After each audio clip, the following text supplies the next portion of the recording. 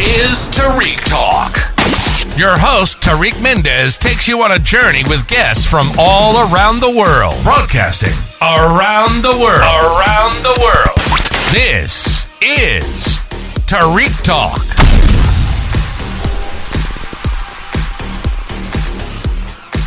Hey guys, today I'm here with Keilley. Keilley, how are you? I'm wonderful. How are you? Awesome. Thank you for being on the podcast today. Do you mind sharing your Instagram with us? Yeah, it is just my first and last government name. It's Keilley, Keilley Banks. Keilley Banks. Love that. Everybody go check her out. Follow. She has amazing work.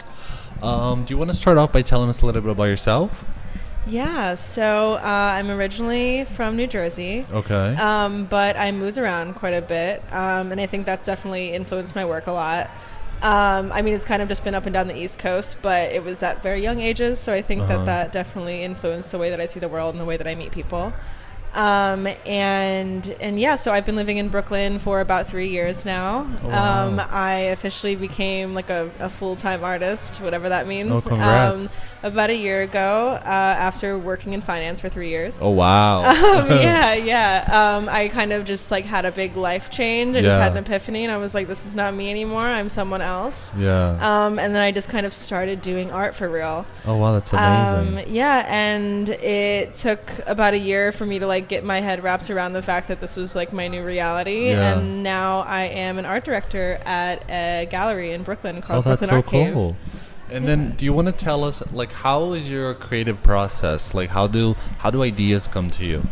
Yeah, so I think that ideas come to me definitely through people, and my relationships with people. Yeah. And I try to surround myself with both people, but also like in spaces that, you know, really inspire me and represent like my community and, you know, the people that I paint. All of my work is like Black portraiture and also queer portraiture. So I try to spend most of my time in those spaces, just being inspired by like the relationships that people form, the relationship they form with me, with each other. And I'm a really observant person. I like to talk to people, and I like to, you know, what be sign on, are you? But I'm a Libra. Oh, you're a Libra? I'm a Libra. Cool. Yeah, I like to be out and talking to people, but I'm also an observer, and so I spend a lot of time like by myself, and I go out to cafes or I go to spaces and I just like go to meet people and just observe and just like take a part of my community, you know, be a part of it, and then create my work that represents it. And then I noticed like your paintings are very detailed, very colorful. When you get to the studio, like, what's your process like? Are you able to get to work right away, or do you kind of like to like meditate, have a coffee, get the vibes, and then get to work? Yeah, so I have kind of a weird process. I do something called like, I just call it like an all day paint, or it's just like a very long painting session. Oh, wow. Aside from like my new collection that I'm working on, because it is something that is just taking a lot longer. It's more detailed than the rest of my work has ever been. But before, all of my work is kind of based off of what I'm feeling and what I'm sensing in my world. And so like I'll be feeling something, and then like I'll see a reference image, or I'll see like a person on the street and I'll like ask to take their photo or something. Oh, wow, that's so cool. And it's just like, or like a look on someone's face, like I'm feeling exactly like that. Yeah. And then so I'll like be inspired by that, and then I will essentially like take the reference image, you know, or however I want to do it, trace out what I want on the canvas, and then I will sit there until it is done. Oh, wow. Yeah, and so it always starts with a cup of coffee. Yeah. Out of one of my mugs, which are available online. Ooh, nice plug-in, yes. Do you want to share your website? Yeah, it's colorsbykb.bigcartel.com. Nice. All my stuff is for sale on there. I have lots of merch and things. But yeah, every morning and every paint session, I always start up with a cup of coffee. And I drink it out of a mug. I start off every painting session with a cup of coffee, and then I just sit down in the most comfortable outfit that I can put on, and I just start, and I just keep going all night. And so sometimes, like, when I get inspired, it could be 11 p.m. Oh, wow. Which is also why it's a little hard to have a regular 9 to 5 job. Especially work in finance and be creative. That's crazy. Yeah. Sometimes when this process starts, it's like 11 p.m. So I just have to, I get the idea and I have to do it then. Because I don't think that it always comes at the right time, you know, and I can't really depend on the fact that I'm going to feel creative, like first thing when I wake up in the morning. I have a life, you know, I have bills to pay, I have other things to do and focus on. Although I am a full-time artist, like art is also a business. So, you know, I have to spend a lot of my time like answering emails and writing pitches for myself and stuff like that. So it's not always a super creative thing being an artist. But when it does happen, you have to jump on it. And sometimes that's from the hours of 11 p.m. to 6 a.m. Oh, wow. And you're able to like paint through and...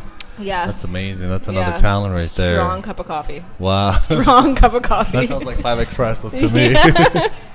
And lots of loud music. Exactly. And then how do you keep track of your ideas? Like when you get inspired, do you jot down something very... I just met you, but I'm taking a lucky guess. You seem to have like a photogenic memory, like you take like, you know, photo memory. I'm kind of like that too, but the way you're talking about observing, I do that sometimes with my memory. But do you like write down ideas and stuff like that? Yeah, so I think that like typically like you're right, like I do kind of have a photographic memory. When I see like, especially like I said earlier about like seeing the expressions on people's faces, that's really like something that does it for me, especially on the train. Like, so being in New York in general is like a huge inspiration. I feel like people on the train are their most authentic self, because whatever they're going through, you see right on their face. Exactly. And we think we're safe because we're in front of the strangers. We'll never see people, but you know what I mean? No, like I'm watching. like guaranteed I'm looking at you on the train. Because I'm observing your life and I want to paint about it.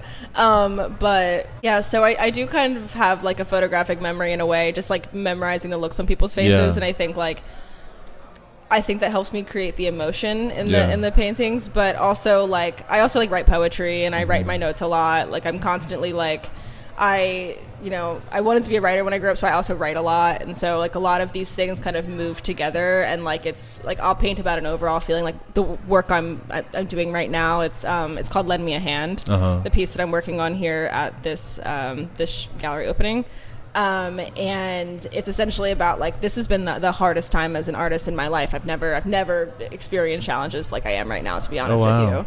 And but I've just learned that I've always been such an independent person, but I've learned that like you really do, like sometimes you need someone to lend you a hand, and like you need the village, as they say. You need the village. Like you cannot do this alone, like at all. Like in New York City, generally as a person. What do you mean, like if you don't mind sharing, like if you don't mind elaborating? What do you mean, like it has been the hardest? Like you mean like creatively or? I would say it's not even creatively, like but the business side of it, and just kind of figuring out like how to be an artist in New York City, like, and like afford my apartment, and like also like I think that a lot of the part of being an artist in today's society is also like staying on social media and like making sure you're out at events, making connections and all of these things, and like keeping track of that has just been challenging for me. I think like networking's always been like pretty easy for me generally, but I think in this space having to be so on, it takes away from my creativity a lot. And so like I've just been trying to balance all of it, and then like all of the like natural being in your 20s mental health things, all of that at once, and then and life on top of that, and like going from like such a like a like low-key like highbrow job to like now being creatively an free, artist, right? Creatively free, but also like an artist in New York. The budget's different now, and dealing with the realities of that has been a challenge for sure, and also like being able to take opportunities. Like there's opportunities that I've gotten that I haven't been able to pursue because not being able to afford it and things like that. So just like trying to figure out how to do this for real successfully, but it's coming together. It's working. I love that. Thank you for sharing that. That was beautiful and definitely motivation for a lot of people listening.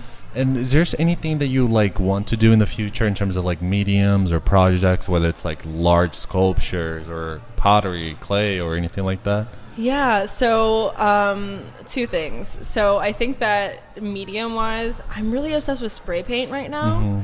I'm actually spray painting something for the first time tomorrow for an event, which is going to be fun. I'm working with another artist on like a Fashion Week project. Oh, that's so cool. That he's doing. It's going to be awesome. But I'm spray painting for the first time.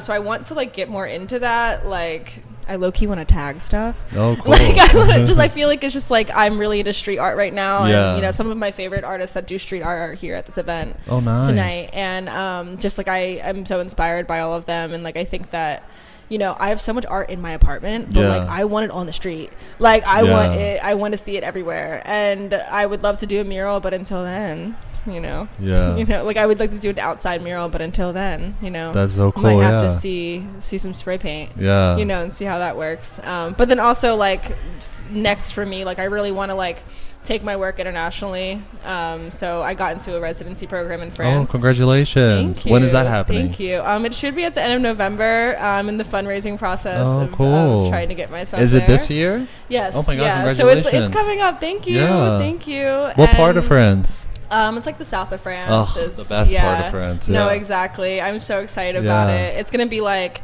I love the hustle bustle of the city. I love how inspired I am being here, but like nothing beats just like unplugging yourself for a little bit and then coming back, right? Yes, like I just need, it's going to be for a whole month. I just need to go there and just like make art. Like that's the goal. I just want to like go there. I have so much in my mind.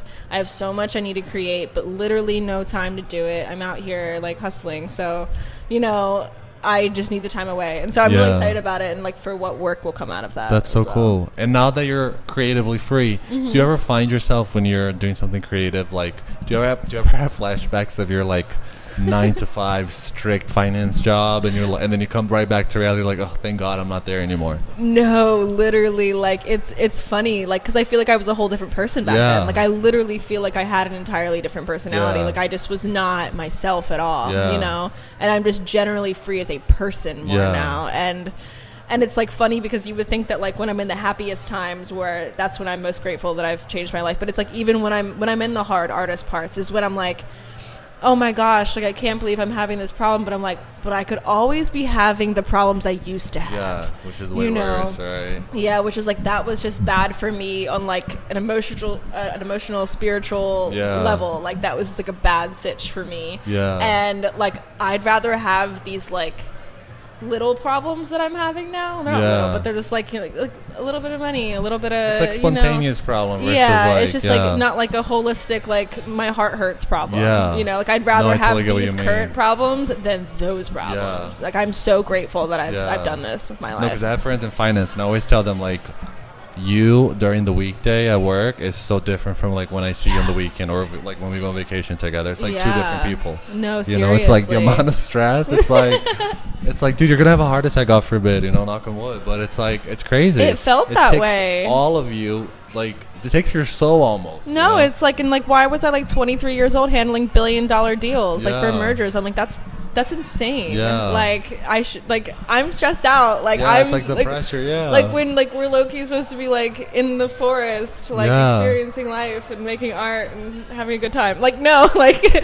but I do think there just needs to be like, I'm just a more creative person. Yeah. I need to be doing this. I can't be doing anything else. And what advice do you have for like young creatives that are like stuck in that position where, because I get this a lot, like young kids or like young artists asking like, oh, how do I take that step?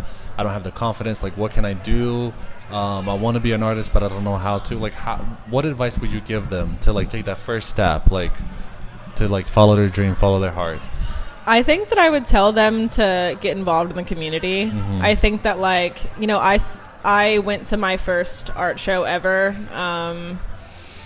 You know, maybe 2 years ago now, and I showed my work at it. But also before that, I had never been to an art show. I was like nervous about it. I didn't know any other artists or anything, so I was coming into it like brand new.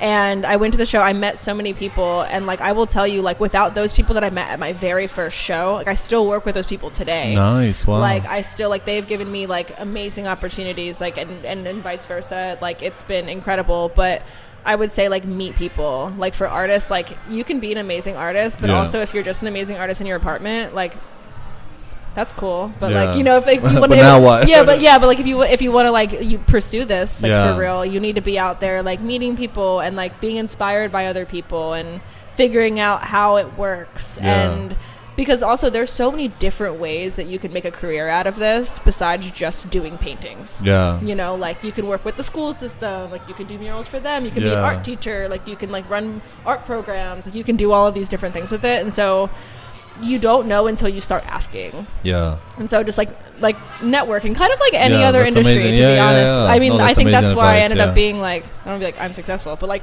I ended up being like moving more quickly in the art world than I think I would have if I didn't have like the networking business background that I have. But it kind of all is about that. I've learned it all works together. Oh, that's amazing advice. And let's do like a time machine kind of, right? So November, when you're done with the residency, you can listen to this podcast episode and look back. What's something that you want to take away from this residency that you hope to accomplish? Not only artistically, but like spiritually and everything else. I think that like I'm ready to be like comfortable being in quietness. You know, I think I'm really looking forward to it being quiet. And I think that there's so many feelings that I have and so many things that I want to represent in my work, but I just haven't had the space, like mentally or like physically or whatever, to do it, or the time. And so I'm just like, I can't wait until I have this experience where I just have nothing but time, you know, and nothing but like the emotional space to like really say what I have to say. Because I have a lot to say. No, you seem like such an interesting person. Thank you. I just really want to make art that is like beautiful and is for like people, is like for my community, and then hopefully the goal is when I get back to have another solo show that is just of my work that I made in France. So that's the goal. That's dope. Well, it's been a pleasure meeting you. Thank you so much for being on the podcast. If you don't mind, can you share your Instagram and your website where we can get some mugs and some cool stuff too? Yeah, of course. So my Instagram is my name. It's Keilley Banks. So KeilleyBanks. And my website, where you can get mugs and lighters and bookmarks and all my other merch, is colorsbykb.bigcartel.com. Perfect. Thank you again, and hopefully we see each other in France. Yeah, absolutely. I hope you had an amazing residency. Thank you again. Thank you for listening to Tarik Talk. Follow Tarik Talk on all social media channels and check out the video interviews online.